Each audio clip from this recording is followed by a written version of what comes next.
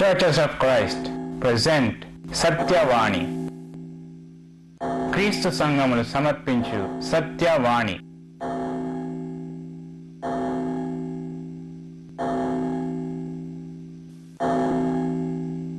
సత్యవాణి. నీతి కొరకు ఆకలి దప్పులు గల వారు ధన్యులు, వారు తృప్తిపరచబడదురు. మత్తయి సువార్త 5:6. Welcome to Satyavani. దేవుని వాక్యం కొరకు ఆసక్తితో ఎదురు చూచుచున్న మీరందరి కొరకు మాకు చాలా సంతోషం కలుగుతున్నది. జోషువా గుటం గారు వాక్యోపదేశం చేయకముందు మనం ఒక చక్కటి కీర్తన విందాం. నిండు మనసుతో నిన్నే కొలిచేము దేవా, రెండు కనులలో నిన్నే నిలుపుకొంటిమయ్యా, పండు వెన్నెలే మాకు నీ కరుణ కాంతి. నిండు మనసుతో నిన్నే కొలిచేము దేవా, పరిపక్వమైన మా పాపాలనెల్ల బాపి, గురిలేని మా బ్రతుకునకు వెలుగుదారి చూపి, పరిపక్వమైన మా పాపాలనెల్ల బాపి, గురిలేని మా బ్రతుకునకు వెలుగుదారి చూపి, నీ ప్రేమయే జగతికి మోక్ష రాజ్యమందు నిలిపి, పోషించి సంరక్షించుము మా పాలి దైవమా. నిన్ను మనసుతో నిన్నే కొలిచేము దేవా, రెండు కనులలో నిన్నే నిలుపుకొంటిమయ్యా, పండు వెన్నెలే మాకు నీ కరుణ కాంతి. నిండు మనసుతో నిన్నే కొలిచేము దేవా, నీ నీతి రాజ్యమును పాటింతుమయ్యా, నీ అడుగు జాడలలోన పయనింతుమయ్యా, నీ నీతి రాజ్యమును పాటింతుమయ్యా, నీ అడుగు జాడలలోన పయనింతుమయ్యా, నీ ప్రేమయే జగతికి మోక్ష రాజ్యమందు నిలిపి, పోషించి సంరక్షించుము మా పాలి దైవమా. నిన్ను మనసుతో నిన్నే కొలిచేము దేవా, రెండు కనులలో నిన్నే నిలుపుకొంటిమయ్యా, పండు వెన్నెలే మాకు నీ కరుణ కాంతి. నిండు మనసుతో నిన్నే కొలిచేము దేవా. చక్కటి కీర్తనను వినిపించి మనలను దేవుని వాక్యం కొరకు సిద్ధపరిచిన సత్యవాణి బృందమునకు చాలా వందనములు. Now I present to you brother Joshua Gutam. ప్రభు అయిన యేసుక్రీస్తు నామమున మీకు అందరికీ నా హృదయపూర్వక వందనాలు తెలియజేస్తున్నాను. మరలా దేవుని యొక్క వాక్యాన్ని ధ్యానించడానికి దేవుడు మనకు అనుగ్రహించే ఈ తరుణం వరకు ఆయనకు స్తుతి చెల్లిస్తున్నాం. ఈరోజు మత్తయి రాసిన సువార్త 17వ అధ్యాయంలో జరిగినట్టు ఒక సంఘటన గురించి విశ్లేషించుకొని పోతాం. ఈ అంశం ఈ వాళ్ళతో ముగించదు కనుక వచ్చే మా కార్యక్రమం కూడా తర్వాత వీక్షించాలని కోరుతున్నాను. మత్తయి రాసిన సువార్త 17వ అధ్యాయంలో యేసు ప్రభు ఆయన యొక్క ముగ్గురు శిష్యులను యాకోబు, యోహాను, పేతురులను తీసుకుని వెళ్ళి ఒక కొండ మీదకి వెళ్ళి అక్కడ రూపాంతరం పొందినట్లు మనకు మొదటి 7 వచనాల్లో మనకు కనపడుతుంది. అక్కడ మోషేయు, ఏలియాయు వచ్చి యేసు ప్రభుతో మాట్లాడడం మనం గమనిస్తాం. ఆ దృశ్యాన్ని చూసి పరవశుడై పేతురు యేసు ప్రభుతో ఏమన్నాడంటే, ప్రభువా నీకు ఇష్టమైతే నీకు ఒకటి, మోషేకి ఒకటి, ఏలియాకి ఒకటి 3 పర్ణశాలలు నిర్మిద్దామని చెప్పాడు. ఇంకా అతడు ఇంకా మాట్లాడుచుండగానే పరలోకం నుండి దేవుని యొక్క స్వరం ఇలా వినపడింది, ఇదిగో ఈయన నా ప్రియ కుమారుడు, ఈయనందు నేను ఆనందించున్నాను, ఈయన మాట వినుడని ఒక శబ్దం వచ్చింది. తర్వాత యేసు ప్రభు ఆ కొండ మీద దిగి వచ్చిన తర్వాత జన సమూహములు ఆయన మీద కూడి వచ్చినప్పుడు ఒక సంఘటన జరిగింది. అది 17వ అధ్యాయం మత్తయి రాసిన సువార్త 14 నుంచి 20 వరకు వచనంలో మనకు దొరుకుతుంది. అక్కడ ఈలాగ వ్రాయబడి ఉన్నది. వారు జన సమూహం వద్దకు వచ్చినప్పుడు, అంటే యేసు ప్రభును ఆయన శిష్యులను, ఒకడు ఆయన ఎదుకు వచ్చి ఆయన ఎదుట మోకాళ్ళుని, ప్రభువా నా కుమారుని కరుణింపుము, వాడు చాంద్ర రోగి అయి మిక్కిలి బాధపడుతున్నాడు. నీ శిష్యుల ఎదుకు వానిని తీసుకుని వచ్చింది గాని వారు వానిని స్వస్థపరచలేకపోతిరి అని చెప్పాను. అందుకు యేసు, విశ్వాసం లేని మూర్ఖతరముల వారలారా, మీతో నేను ఎంతకాలం ముందును ఎంతవరకు మిమ్మల్ని సహింతును, వానిని నా ఎదుకు తీసుకుని రండి అని చెప్పాను. అంతటా యేసు ఆ దయ్యమును గద్దింపగా అది వానిని వదిలిపోయెను. ఆ గడి నుండి ఆ చిన్నవాడు స్వస్థత నొందెను. తర్వాత శిష్యులు ఏకాంతముగా యేసు వద్దకు వచ్చి, మేమెందుచేత దాన్ని వెళ్ళగొట్టలేకపోతేమని అడిగిరి. అందుకు ఆయన, మీ అల్ప విశ్వాసము చేతిని మీకు ఆవగింజంత విశ్వాసం ఉండిన యెడల ఈ కొండను చుచ్చి ఇక్కడ నుండి అక్కడికి పొమ్మను గాని అది పోవును. మీకు అసాధ్యమైనది ఏది ఉండదని నిశ్చయముగా మీతో చెప్పుచున్నానని వారితో అనెను. యేసు ప్రభు యొక్క శిష్యులు నిజానికి దయ్యములు వెళ్ళగొట్టడానికి, నానా విధములైన రోగములను బాగు చేయడానికి యేసు వారికి ప్రత్యేకమైన శక్తిని ఇచ్చినట్లు మత్తయి రాసిన సువార్త 10వ అధ్యాయంలో మనం తప్పక చూడగలం. 10వ అధ్యాయంలో యేసు ప్రభు తన 12 శిష్యులను పిలిచి అపవిత్రాత్మలను వెళ్ళగొట్టగను, ప్రతి విధమైన రోగమును ప్రతి విధమైన వ్యాధిని స్వస్థపరచుటకును వారికి అధికారం ఇచ్చెను. ఆ 12 మంది వారిని పంపుచు వారు చూచి, మీరు అన్ని జనుల దారిలోనికి వెళ్ళకుడి, సమరయాలు ఏ పట్టణంలో ప్రవేశింపకుడి, ఇశ్రాయేలు వంశములో నశించిన గొర్రెల ఎదుకే వెళ్ళుడి అని వారికి బోధించారు. మరలా వారు ప్రభు చెప్పినటువంటి ఆజ్ఞను వాళ్ళు పాటిస్తూ తిరిగి వచ్చి దయ్యములను కూడా వారికి లోబడుతున్నందుకు యేసు ప్రభు దగ్గర గొప్పగా సంతోషించి చెప్పారు. అయితే ఇక్కడ 17వ అధ్యాయంలో మనకి ఏం కనపడుతుందంటే, ఒక మనుషుడు వచ్చి, నా కుమారుడు రోగి, చాంద్ర రోగి మిక్కిలి బాధపడుతున్నాడు, నీ శిష్యుల ఎదుకు వారిని తీసుకుని వచ్చింది కానీ మీ శిష్యులు అతనిని బాగుపరచలేకపోయారు అని ఇతడు ప్రభుతో విన్నవించాడు.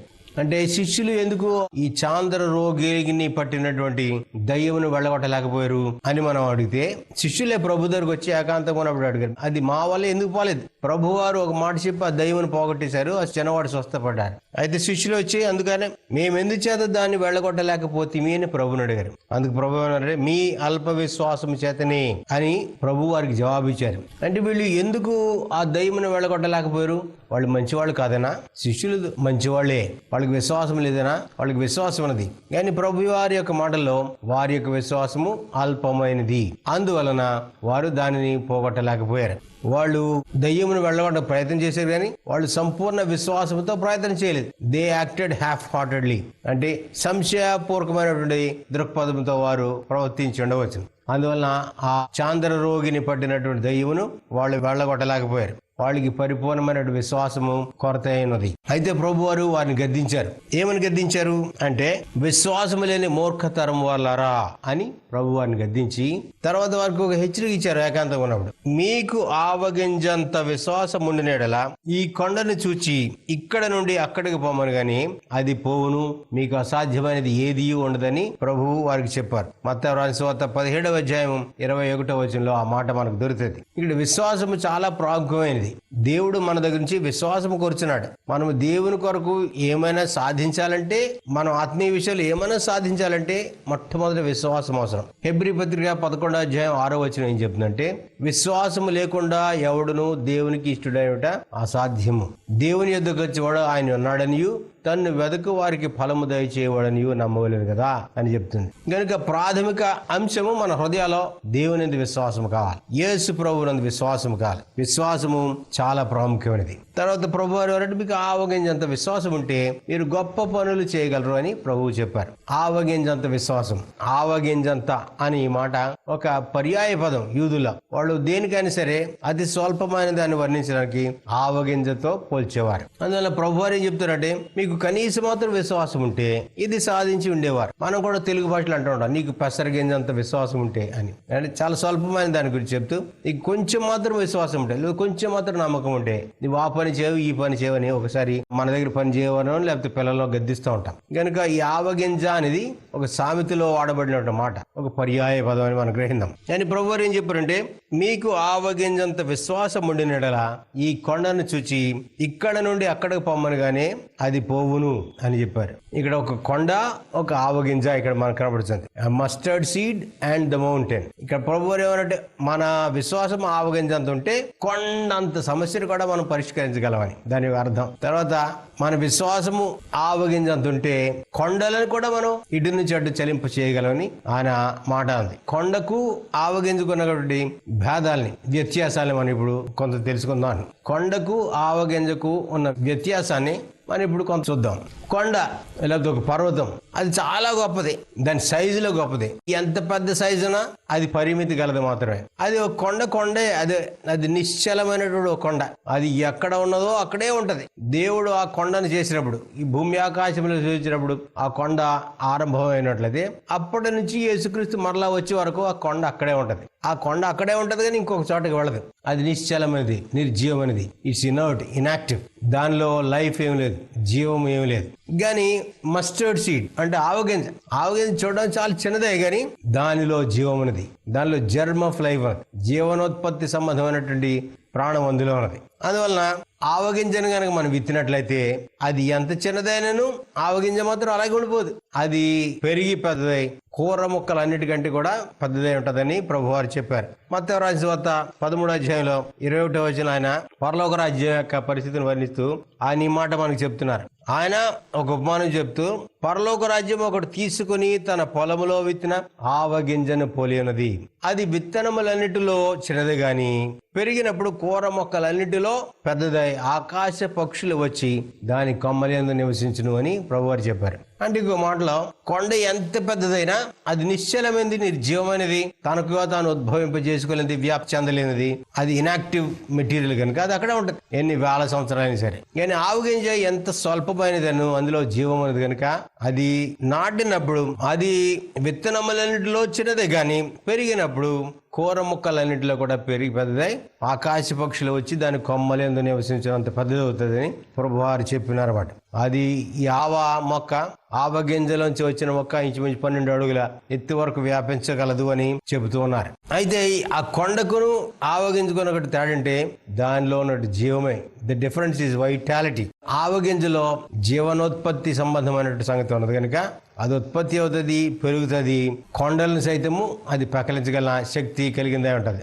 ఒకసారి మన దేశంలో ఆంధ్ర ప్రాంతంలో మర్రి చెట్లు, రావి చెట్లు ఆయా భవనాల గోడలను కాంక్రీట్ స్లాబ్ లా వేసినటువంటి ఆ పై కాంక్రీట్ స్ట్రక్చర్స్ లను అవి మొలుస్తూ ఉంటాయి. ఈ మర్రి చెట్టు యొక్క ఆ మొలకను, ఆ చిన్న మొక్కను మనం పెందల గడ చూసుకొనకపోతే అది ఇంటిపైన ఆ గోడల సందులోనే పెరిగి చివరికి ఆ గోడలను పెకలించి ఆ ఇల్లును ఆ భవనాన్ని పడగొట్టేంత శక్తి కలగా దానిగా ఆ చెట్టు పెరుగుతూ ఉంటది. అందువలన దానిలో ఆ విత్తనం ఎంత చిన్నదైనా అందులో జీవం ఉన్నది కనుక ఆ జీవములో శక్తి ఉన్నది. ఆ శక్తి నిర్జీవ వస్తువులను పెకలించగల శక్తి ఉన్నది. అందువల్ల ప్రభువారు అంటారు, మీకు ఆవగింజంత విశ్వాసం ఉంటే ఈ కొండలను తీసి అక్కడి నుంచి ఇక్కడ పోమంటే అవి పోతాయని చెప్పారు. మన విశ్వాసం కూడా ఆవగింజ వల్లే ప్రారంభించి ఆవగింజ మొలిసిన తర్వాత ఎంత పెద్ద చెట్టు అవుతుందో అలాగే మన విశ్వాసం కూడా మన హృదయంలో నాటబడిన తర్వాత అది అక్కడే ఉండిపోకూడదు. It should grow, it should show vitality. అది అభివృద్ధి చెందాలి, పెరగాలి అని మనం తెలుసుకుందాం. ఎందువల్లంటే విశ్వాసం ఉన్నట్లయితే మనం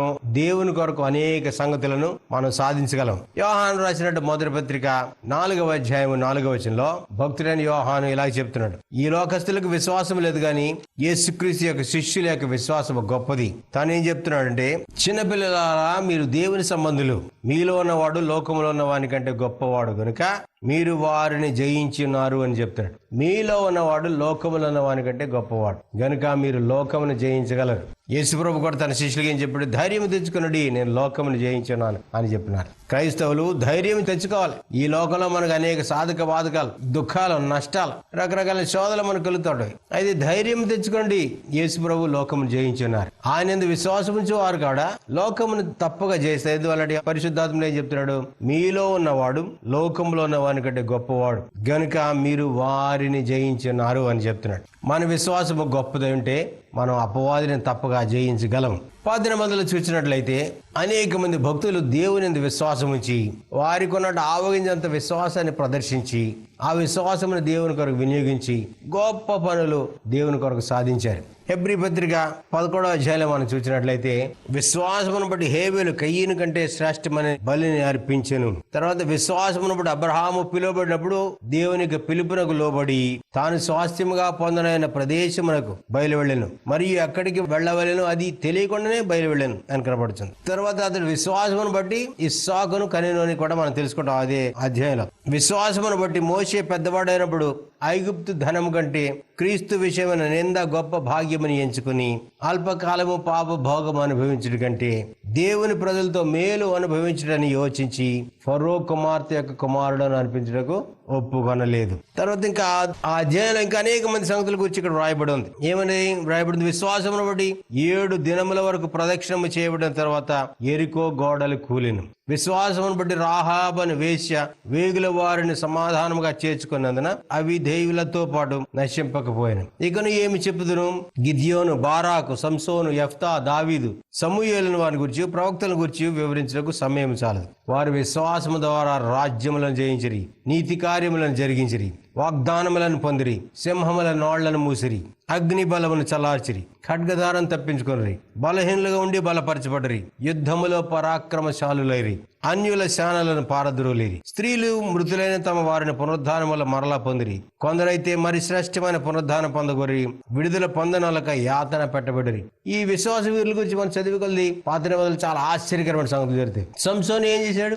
సంసోను గురించి మనం న్యాయాధిపతుల గ్రంథంలో మనం చదవగలం. సంసోను చాలా పరాక్రమశాలుడు, బలవంతుడు. న్యాయాధిపతుల గ్రంథంలో మనం 13వ అధ్యాయం నుంచి మనం చూసినట్లయితే అక్కడ సంసోను యొక్క జన్మ విధానం మనకు కనబడుతుంది. సంసోను యొక్క తండ్రి మనోహకు అతని భార్యకు చాలా కాలం పిల్లలు పుట్టలేదు. అయితే దేవుని యొక్క మహోచితమైన కృప చొప్పున దేవుడు ఈ మనోహ దంపతులకు ఒక కుమారుని అనుగ్రహించాడు. ఆ కుమారుడు దేవునికి నాజీరు చేయబడిన వాడు. అంటే అతడు పుట్టిననాటి నుంచి కూడా తన తల మీద ఎప్పుడు మంగళవాని కత్తి పడలేదు, అతని తల వెంట్రుకలు ఎప్పుడు కత్తిరించుకొనలేదు. అది దేవునికి ప్రతిష్ఠితంగా చేయబడిన సంగతి అదే. అయితే సంసోను పెరిగి పెద్దవాడై ఇశ్రాయేలు దేవుని ప్రజల యొక్క ఘోరమైన శత్రువులైన ఫిలిస్తీన్లను అతడు హింసించడం మొదలుపెట్టాడు. ఫిలిస్తీన్ల మీద ప్రతీకారం తీసుకోవడం మొదలుపెట్టాడు. అందువలన ఈ ఫిలిస్తీన్లు సంసోనును ఎలాగైనా పట్టుకుని చంపుదామని చాలా రీతిలుగా ప్రయత్నం చేశారు. సంసోను ఎంత బలిష్ఠుడు అంటే ఒకసారి అతడు తన తల్లిదండ్రులతో కూడా తిమ్నాతు అని ఒక ఊరికి పోయినప్పుడు అతడు తిమ్నాతు ద్రాక్ష తోటల వరకు వచ్చినప్పుడు కొదమ సింహం అతని ఎదుటికి బొబ్బరించు వచ్చినట్ట. న్యాయాధిపతులు 14వ అధ్యాయం 5వ వచనంలో ఈ మాట కనబడదు. ఈ కొదమ సింహం వస్తే అతడు ఏం చేశాడు? యెహోవా ఆత్మ అతన్ని ప్రేరేపింపగా అతని చేతిలో ఏమీ లేకపోయినను ఒకడు మేకపిల్లను చీల్చినట్లు అతడు దాన్ని చీల్చాను. అతడు తాను చేసిన తన తల్లిదండ్రులను తండ్రితో చెప్పలేదు. అంటే ఒక సింహాన్ని పట్టుకుని మేకపిల్లను చీల్చినట్టు చీల్చి చెప్పాడు. అంత బలిష్ఠుడు. సంసోను ఫిలిస్తీన్లు హింసించుంటే న్యాయాధిపతులు 15 ఏం చెప్తున్నారంటే అతడు ఒకసారి 300 నక్కలను పట్టుకుని దివిటీలు తెప్పించి ఆ నక్కల తోకలో ఒకదానికొకటి కట్టి ఆ దివిటీలను ఆ తోకలలో మధ్యన పెట్టి ఫిలిస్తీన్ల పొలాల్లో విడిచిపెట్టాడు. ఫిలిస్తీన్ల గోధుమ చాల్లోనికి వాటిని పోనిచ్చి పనల కుప్పలను, పైరును, ద్రాక్ష తోటలను, ఒలీవ తోటలను తగులుపెట్టిను అని చెప్తుంది వాక్యం. ఫిలిస్తీన్లు తెలుసుకుని ఎవరు చేశారు ఈ పని అంటే సంసోను చేశాడు అనుకుని వాళ్ళు గ్రహించి అతని మీద పగ తీర్చుకోవడానికి నానా విధాలుగా ప్రయత్నం చేశారు. అయితే సంసోను ఒక దెలీలా అనేటువంటి స్త్రీని మోహించి అతని చేతిలో ఉంటుండగా ఈ ఫిలిస్తీన్ల సర్దారులు ఈ దెలీలా అనేటువంటి ఈమె దగ్గరికి వచ్చి సంసోను యొక్క బలం దేనిలో ఉందో తెలుసుకో, ఆ రహస్యం ఏంటో మాకు చెప్పు, మాకు చెప్తే నీకు మూటల కొలిది డబ్బు ఇస్తాం అని ఆమెను శోధించారు. ఆమె డబ్బు కొరకు సంసోనును ప్రశ్నించడం మొదలుపెట్టాడు. ఎందుకంటే సంసోను దెలీలాను ప్రేమిస్తున్నాడు చెప్తున్నాడు కదా, తను దెలీలాను మోహించాడు కదా. అందుకను మొదటిసారి అడిగింది, నీ బలము దేనిలో ఉంది? నీ మహాబలము దేనిలోనున్నదో నీవు దేని చేత కట్టి బాధింపవచ్చునో నాకు దయచేసి తెలియజేయమని న్యాయాధిపతుల 16వ అధ్యాయము 6వ వచనంలో అడుగుతున్నది. 7వ వచనంలో సంసోను ఏం చెప్తుంటే 7 నిరవంజి చువ్వలతో నన్ను బంధించినడలా నేను బలహీనుడనై సామాన్యంగా అయిపోతాను అని చెప్తే ఆమె ఫిలిస్తీన్ల సర్దారులు 7 నిరవంజి చువ్వలను ఆమె మీదకు తీసుకుని రాగా ఆమె వాటితో అతన్ని బంధించాను. మాటనున్న వారు ఆమెతో అంతఃపురంలో దిగి ఉండరు కనుక ఆమె సంసోను, ఫిలిష్తీయులు నీ మీద పడుతున్నారని చెప్పగా అతడు అగ్ని తగిలిన నూలు రీతిగా ఆ తడపలను తెంపాను గనుక అతని బలము తెలియబడలేదు. మళ్ళా రెండోసారి ఆమె శోధించింది. అతడేమన్నాడంటే 16వ అధ్యాయం 11వ వచనంలో, పేనిన తరువాత పనికి పట్టిన క్రొత్త తాళ్లతో నన్ను బావుగా బంధించిన ఎడల నేను బలహీనుడనై సామాన్య మనుషులలో ఒకని వెలి అవుతానని చెప్పాడు. అయితే దెలీలా అదే పని చేయించగా వెంటనే వాటన్నిటిని కూడా అతడు తన చేతుల మీద నుండి నూలు పోగును వలె ఆ తాళ్ళు తెంపాను. అప్పుడు దెలీలా, ఇదివరకు నీవు నన్ను ఎగతాళి చేసి నాతో అబద్ధం ఆడుతువి, నిన్ను దేని వలన బంధింపవచ్చునో నాకు తెలుపవని సంసోనుతో అనగా అతడు, నీవు నా తల జడలు 7 అల్లిన ఎడల సరి అని ఆమెతో చెప్పాడు. మేకుతో దాన్ని దిగొట్టి సంసోను, ఫిలిష్తీయులు నీ మీద పడుచున్నారని అతను చెప్పినప్పుడు అతడు నిద్ర మేలుకొనినప్పుడు మగ్గపు మేకును నేతను ఓడ తీసుకుని పోయాను. నా యందు నీకు ఇష్టం లేనప్పుడు నేను నిన్ను ప్రేమించున్నానని నీవెందుకు చెప్పుచున్నావు? ఇది వరకు నీవు ముమ్మారు నన్ను ఎగతాళి చేసి నీ గొప్ప బలం దేనిలో ఉందో నాకు తెలియకపోతివి అని అతనితో అంది. ఈ స్త్రీ ఈమెను పదే శోధిస్తోంది. అందువల్ల సంసోను చివరికి ఆమె బాధపడలేక ఆమె అనుదినము ఆ మాటల చేత అతను బాధించి తొందర పెట్టినందున అతడు ప్రాణము విసిగిన వాడై చావు కోరినాడు. అప్పుడు అతడు తన అభిప్రాయం అంతా ఆమెకు తెలియజేశాడు. ఏమది? నేను నా తల్లి గర్భము నుండి పుట్టినది మొదలుకుని దేవునికి నాజీరు చేయబడిన వాడనై ఉన్నాను. నా తల మీదికి మంగలి కత్తి రాలేదు. నాకు క్షౌరము చేసినడలా నా బలము నాలో నుండి తొలగిపోయి ఇతర మనుషుల వలె అవుతుందని ఆమెతో అన్నాడు. అప్పుడు ఆమెకు అర్థమైంది, ఇతడు తన యొక్క సీక్రెట్ అంతా నాకు చెప్పేసాడు అనుకుని ఆమె సమయాన్ని పోనీక సంసోను యొక్క తలను క్షౌరం చేయించారు. ఆమె తన తొడ మీద అతన్ని నిద్రపుచ్చి ఒక మనిషిని పిలిచి వాని చేత అతని తల మీద 7 జడలను క్షౌరం చేయించి అతని బాధించడానికి మొదలుపెట్టింది. అప్పుడు అతనిలో నుండి బలము తొలగిపోయాను. అప్పుడు సంసోను, ఫిలిష్తీయులు నీ మీద పడుచున్నారనగా అతడు నిద్ర మేలుకొని ఎప్పటి ఎట్లు నేను బయలుదేరి విడజిమ్ముకొందును అనుకున్నాడు. అయితే యెహోవా తనను ఎడబాసినని అతనికి తెలియలేదు.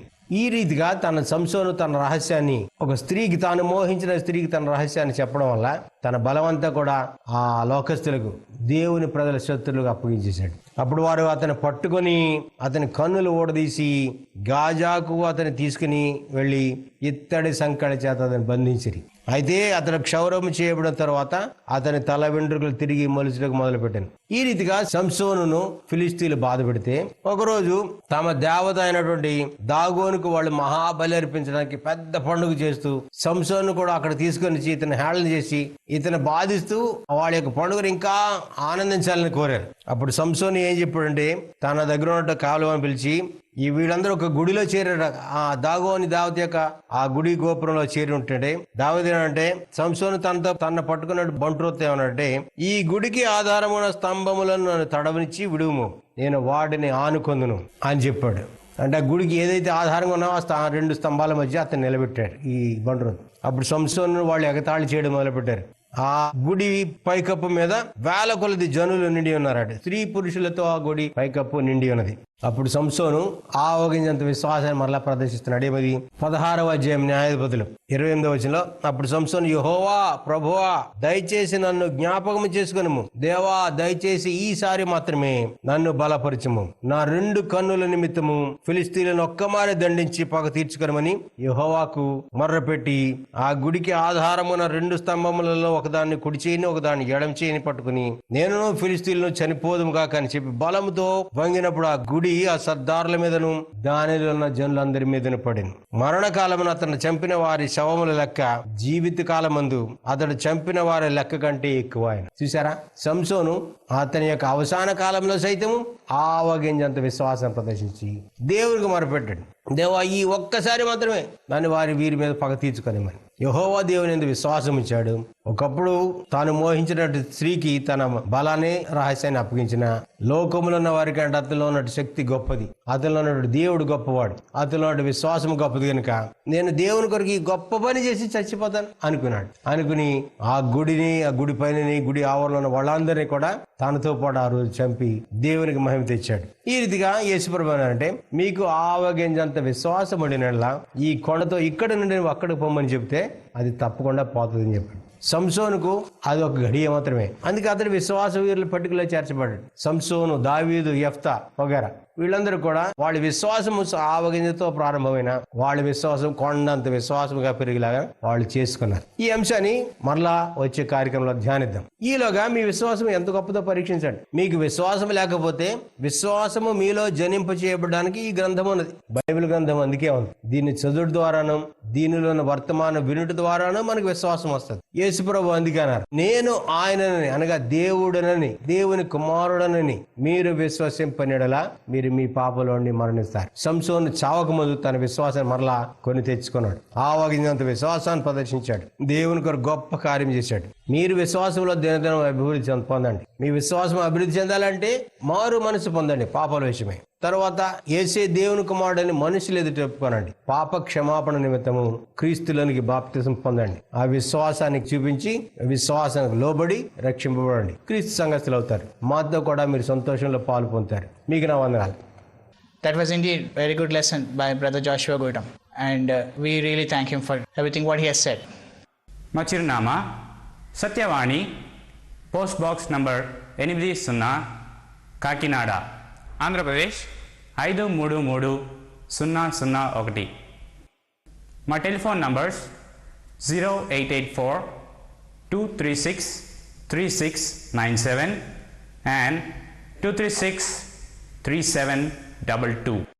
Well, we've come to an end of today's program. Hope the lesson that you've learned is going to be a blessing. Believe it and follow it, and God will bless you. తిరిగి వచ్చే వారం ఇదే సమయానికి ఇదే ఛానల్లో మరలా కలుసుకుందాం. అంతవరకు సెలవు. సమస్తమును పరీక్షించి మేలైన దానిని చేపట్టుడి. God bless you. నిండు మనసుతో నిన్నే కొలిచేము దేవా, రెండు కనులలో నిన్నే నిలుపుకుంటిమయ్యా. పండు వెన్నెలే మాకు నీ కరుణ కాంతి, నిండు మనసుతో నిన్నే కొలిచేము దేవా. పరిపక్వమైన మా పాపాలనెల్ల బాపి, గురిలేని మా బ్రతుకునకు వెలుగుదారి చూపి, పరిపక్వమైన మా పాపాలనెల్ల బాపి, గురిలేని మా బ్రతుకునకు వెలుగుదారి చూపి, నీ ప్రేమయే జగతికి మోక్ష రాజ్యమందు నిలిపి, పోషించి సంరక్షించుము మా పాలి దైవమా. నిండు మనసుతో నిన్నే కొలిచేము దేవా, రెండు కనులలో నిన్నే నిలుపుకొంటిమయ్యా. పండు వెన్నెలే మాకు నీ కరుణ కాంతి, నిండు మనసుతో నిన్నే కొలిచేము దేవా. నీ నీతి రాజ్యమును పాటింతుమయ్యా, నీ అడుగు జాడలలోన పయనింతుమయ్యా. నీ నీతి రాజ్యమును పాటింతుమయ్యా, నీ అడుగు జాడలలోన పయనింతుమయ్యా. నీ ప్రేమయే జగతికి మోక్ష రాజ్యమందు నిలిపి, పోషించి సంరక్షించుము మా పాలి దైవమా. నిండు మనసుతో నిన్నే కొలిచేము దేవా, రెండు కనులలో నిన్నే నిలుపుకొంటిమయ్యా. పండు వెన్నెలే మాకు నీ కరుణ కాంతి, నిండు మనసుతో నిన్నే కొలిచేము దేవా. Churches of Christ salute you. క్రీస్తు సంఘములు మీకు వందనములు చెప్పుచున్నవి.